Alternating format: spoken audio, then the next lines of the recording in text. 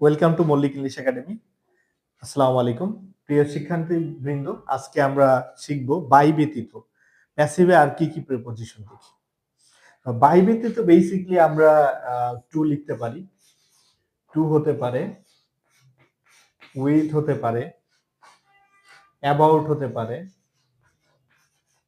About হতে পারে, in হতে পারে, রাইট, অ্যাট হতে পারে। এই প্রিপজিশন গুলো আমরা কি করতে পারি?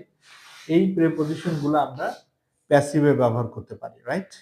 তো কখন ব্যবহার করবো এবং কেন ব্যবহার করবো সেই বিষয়টা একটু বুঝতে হবে। যেমন দেখুন এখানে প্রথম যে বাক্যটা দেখছি, I know the boy, right? এখানে আইটা হচ্ছে সাবজেক্ট, নোটা হচ্ছে ভার্ব, দ্য বয়টা হচ্ছে অবজেক্ট। তো আমরা এটাকে যখন প্যাসিভে লিখতে যাব আমরা কি করব? অ্যাজ ইউজুয়াল দ্য বয়কে শুরুতে লিখবো, এন্ড এটা যেহেতু প্রেজেন্ট টেন্সে আছে আমরা ইজ ব্যবহার করব। দেখতে পাচ্ছেন এটা প্রেজেন্ট টেন্সে আছে, এর জন্য আমরা ইজ ব্যবহার করতেছি, ইজ নোন। এন্ড এখানে কেন টু লিখবো? Question is here, is the question why we will write two, right? To me, এখানে যেমন আই সাবজেক্ট ছিল সেটা এখানে মি হয়েছে। বেসিক্যালি যখন অ্যাডজেক্টিভের আমরা পাস্ট ভার্বের পাস্ট পার্টিসিপল ফর্ম লিখি তখন সেটা অ্যাডজেক্টিভের কাজ করে। তো যেমন দেখুন the boy is known to me, এখানে বেসিক্যালি নোন শব্দটা অ্যাডজেক্টিভের মতো কাজ করতেছে। তো দ্যাটস ওয়াই এক একটা অ্যাডজেক্টিভের সঙ্গে এক এক ধরনের প্রিপজিশন বসে। যেমন নোন শব্দের সঙ্গে টু ব্যবহৃত হয়, এজন্য আমরা এখানে লিখেছি the boy is known to me. পরবর্তী উদাহরণে আমরা দেখতে পাচ্ছি প্যানিক এটা সাবজেক্ট, সিস্ট এটা ভার্ব, রাইট?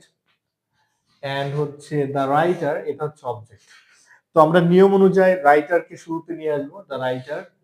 এন্ড এখানে যেহেতু এটা পাস্ট ইনডিফিনিট টেন্সে আছে আমরা ওয়াজ ব্যবহার করব, দ্য রাইটার ওয়াজ সিস্ট। এখন কথা হচ্ছে এখানে কি লিখবো, বাই লিখবো নাকি টু লিখবো, রাইট? নাকি উইথ লিখবো? তো এখানে সিস্টের সঙ্গে বেসিক্যালি উইথ ব্যবহৃত হয়, উইথ প্যানিক। তবে আমরা মাঝে মাঝে দেখি যে সিস্টের সঙ্গে আপনি চাইলে বাইও ব্যবহার করতে পারবেন। এটা যে ইনকারেক্ট হবে নট লাইক দ্যাট, সিস্টের সঙ্গে বাইও ব্যবহার হতে পারে। যেমন দেখুন এখানে আরেকটা উদাহরণ দেখতে পাচ্ছি, হিটা সাবজেক্ট, অ্যানোয়েডটা হচ্ছে ভার্ব, মিটা হচ্ছে অবজেক্ট এবং এটা পাস্ট টেন্সে আছে। হি অ্যানোয়েড মি, সে আমাকে বিরক্ত করেছিল, রাইট? তো এটাকে আমরা যখন প্যাসিভে রূপান্তর করব আমাদেরকে মি কে শুরুতে নিয়ে আসতে হবে। মি কে যখন আমরা শুরুতে আনবো তখন সেটা আই হয়ে যাবে সাবজেক্ট হিসাবে।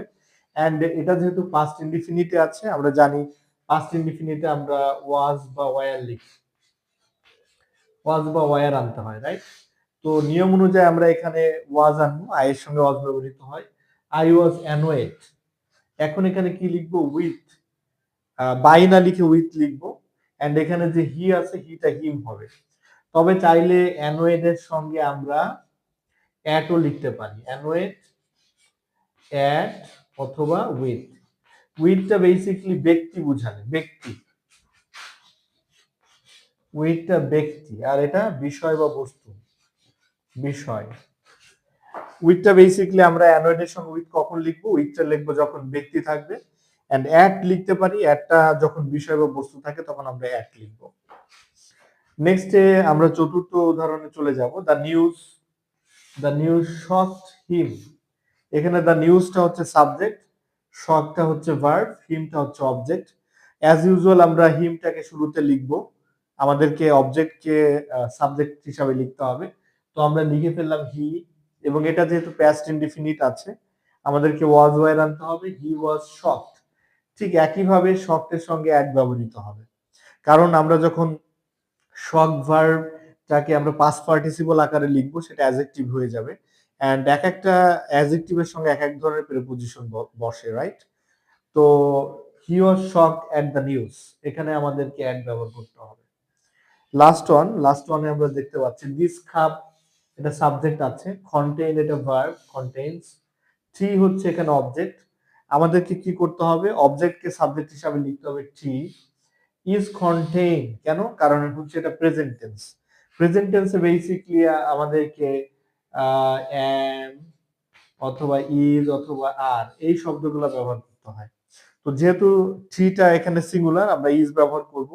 Tree is contain in this cup, মানে কন্টেইন ভার্বের সঙ্গে ইন হবে, কন্টেইন।